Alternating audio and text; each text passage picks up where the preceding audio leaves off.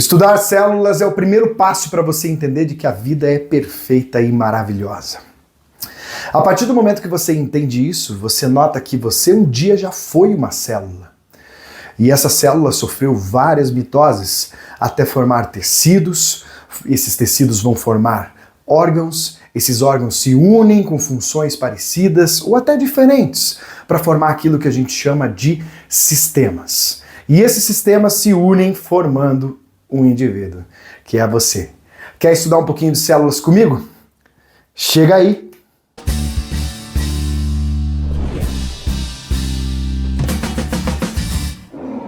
Bom, já que a gente vai falar sobre célula já de cara você já deve ter estudado um pouquinho. Se não estudou, não tem problema, vem comigo aqui. A célula é a menor unidade do ser vivo, é a menor unidade funcional da vida. E é a célula que vai desempenhar funções chamadas de funções vitais, como por exemplo a síntese de proteínas, que é um processo muito importante para que você tenha proteínas aí nas suas células, no seu corpo. Você consome proteínas? Sim. Degrada essas proteínas? Sim, para que elas virem aminoácidos. E esses aminoácidos, eles sejam reorganizados em proteínas que você vai precisar utilizar para a sua vida. Então é bem importante a gente saber que existem várias funções vitais. A célula não só produz proteína, como ela também produz carboidratos, produz lipídios, que são estruturas muito importantes para que exista a vida. Beleza? Na célula também está presente aquilo que a gente vai chamar de DNA, o ácido desoxirribonucleico. O DNA ele é composto por nucleotídeos, tem lá as bases nitrogenadas, adenina, timina, guanina e citosina. E eles vão ser fundamentais para que exista um código genético lá, para que tenha a produção dessas proteínas, através de processos conhecidos como transcrição e tradução. É impressionante e emocionante, como eu falei para vocês. Mas se liga só, todos os seres vivos são compostos por células. Toda célula origina de outra célula. Bom, o detalhe é muito importante a gente saber, é que todos os seres vivos originaram de uma única célula. E essas células nem sempre foram as células que a gente estuda, por exemplo, como aquela que possui uma membrana, um citoplasma e um núcleo completamente separado, um núcleo completamente individualizado do citoplasma. A realidade é que as células, elas são divididas em dois tipos. Um tipo que você vê aqui desse lado aqui, ó, que ela é conhecida como procariótica. Pro do grego significa antes e cario vai significar núcleo. Então é uma célula que veio antes do núcleo? Na realidade, ela é uma célula primitiva. Ela é uma célula muito menor. E quem vai ter esse tipo de célula é justamente uma bactéria, uma árquea e uma cianobactéria. Pegou o macetinho? Lembrou de célula procariótica? Lembra lá de BAC. B é de bactéria, A é de árqueas e o C são das cianobactérias. Aquelas mesmas que um dia já foram chamadas de algas azuis e deram uma nova nomenclatura chamando de cianobactérias. Essas células são bastante simples, mas elas desempenham papéis fundamentais. Dentro de você existem várias delas, fazendo com que exista um equilíbrio interessantíssimo para que você consiga fazer processos digestivos e produção de vitaminas, por exemplo. As células procarióticas, elas têm um material genético que não é individualizado. O material genético dela fica solto pelo citoplasma, ou seja, o DNA fica todo à mostra aqui, a gente não consegue identificar aquele famoso desenho que a gente conhece de uma célula que possui um núcleo individualizado. Ela não possui uma estrutura chamada de carioteca. E essa carioteca, ou então tem gente que chama de envoltório nuclear, membrana nuclear, é que individualiza o DNA nas eucarióticas. Mas volta para a procariótica aqui. As células procarióticas têm uma parede celular e essa parede celular ela pode ser de peptídeo glicano. É uma parede celular que ajuda a fazer uma proteção, é onde vão estar presentes algumas fímbrias, estruturas que fazem a adesão dessa célula em outras células, por exemplo. E elas possuem uma informação importante aqui. Elas têm ribossomos. Mas esses ribossomos, como eu falei, a célula procariótica ela é muito menor. Um ribossomo de uma célula eucariótica não cabe dentro de um ribossomo, de uma célula procariótica. Então o ribossomo de uma célula procariótica ele vai ser menor. E ele vai desempenhar a característica também de fazer síntese proteica. E essa proteína produzida vai ser utilizada pela célula para que ela tenha as funções vitais. E esse ribossomo chama-se 70S. Já na célula eucariótica, a gente tem um ribossomo que é um pouquinho diferente. É um ribossomo que a gente chama de ribossomo 80S. Ele é um pouco maior, até porque, se a gente fosse comparar pelos desenhos, a célula procariótica seria bem menor do que essa que eu desenhei para que ela fosse comparada com essas células eucarióticas que estão aqui. Ela é bem menor. Então esse ribossomo é menorzinho também, mas desempenha a mesma função das células eucarióticas também, tá? Que é a função de síntese proteica. Lembro-me muito bem do ensino médio em que eu vivi, e quando o professor falava síntese proteica, eu não fazia a ligação de que sintetizar significa produzir. Então, quando fala assim síntese proteica, nós estamos falando da produção de proteínas. Beleza? Então, olha só, nós temos aqui uma célula procariótica e existem algumas características ainda que são importantes.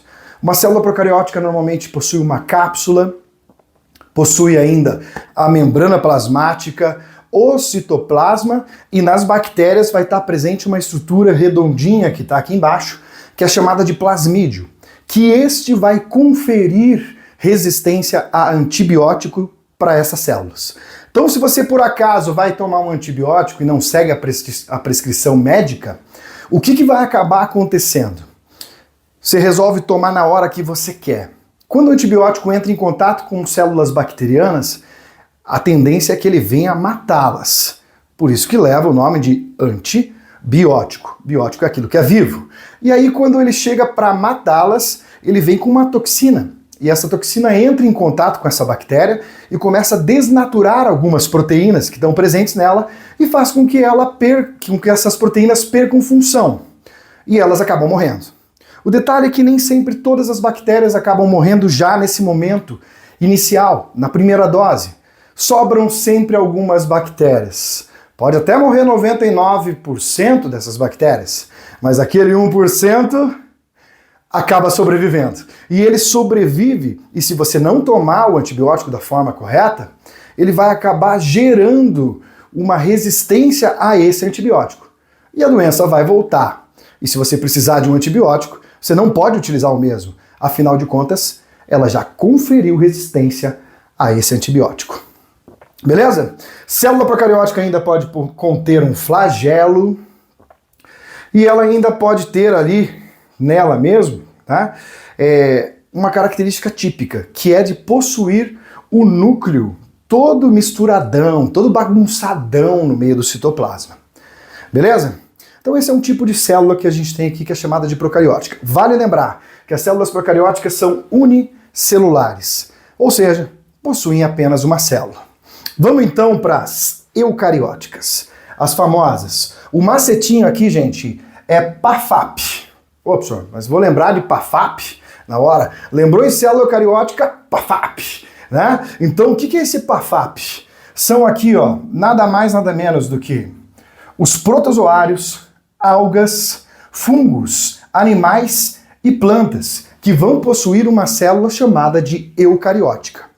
Eu, do grego, significa verdadeiro, e cário vai significar núcleo. Então são aquelas células que possuem um núcleo verdadeiro, ou seja, aquela famosa célula que você desenha desde quando você era pequenininho, que tem um núcleozão lá e tem uma membrana em volta e um citoplasma em volta, essa célula era uma eucariótica. Beleza? Porque tem um núcleo individualizado por uma estrutura chamada de carioteca, que vai manter todo o DNA lá todo individualizado. E você, quando olha no microscópio, consegue facilmente identificar o que é uma célula eucariótica, devido ao formato do núcleo que é possível observar. Isso quando ela está em intérfase. Mas isso é um assunto mais para uma aula futura que a gente pode ter.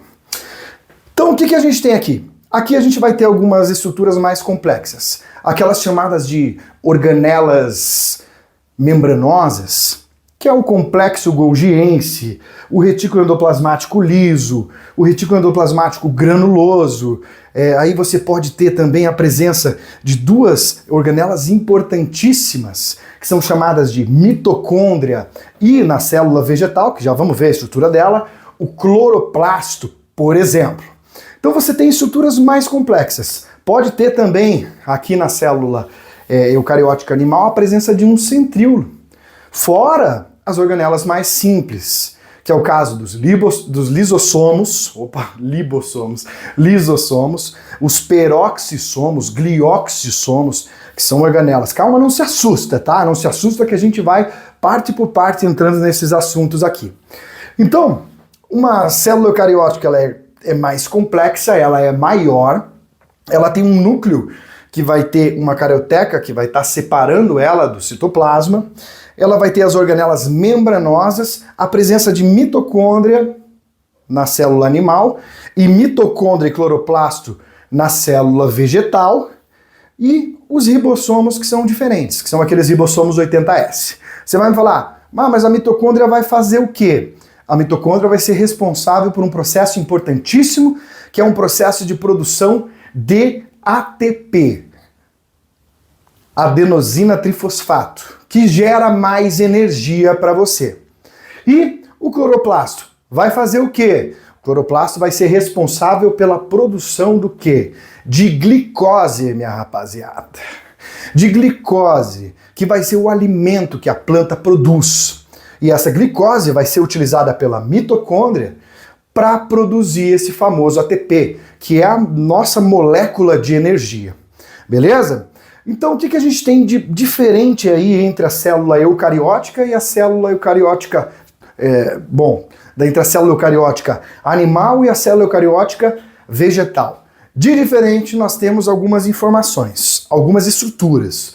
Você pode notar que aqui você não encontra, por exemplo, na célula animal, essa estrutura verdinha aqui, ó, que parece a cabeça do Shrek, né? Essa estrutura verdinha aqui é o que a gente vai chamar de parede celular.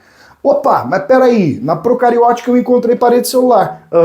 Mas só que lá é feita de peptídeo glicano. Aqui ela vai ser feita de hemicelulose e de celulose. São coisas completamente diferentes, tá? Pode até ter carboidrato e tudo mais, mas são bem diferentes. E essa parede celular vai atuar no formato das células vegetais. Fora isso, a gente tem um vacúolo, que é a reserva de água dessa célula, e a gente vai encontrar, claro, obviamente, a presença de cloroplastos. As células vegetais superiores não possuem lisossomos e não possuem o centríolo, tá? Mas isso é uma informação para uma próxima aula. Eu espero que você tenha gostado desse momento inicial. Ela é uma primeira aula de todas as outras que aparecem por aqui.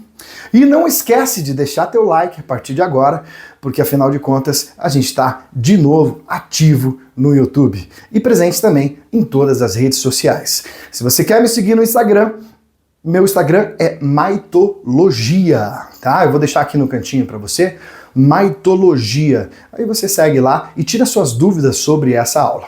Dúvidas no comentário aqui, galera? Fiquem à vontade, eu estou à disposição a partir de agora para tirar as suas dúvidas, não só sobre células, mas sobre aquilo que você precisar. Instagram Maitologia ou então aqui pelo canal Professor Pedro Maito.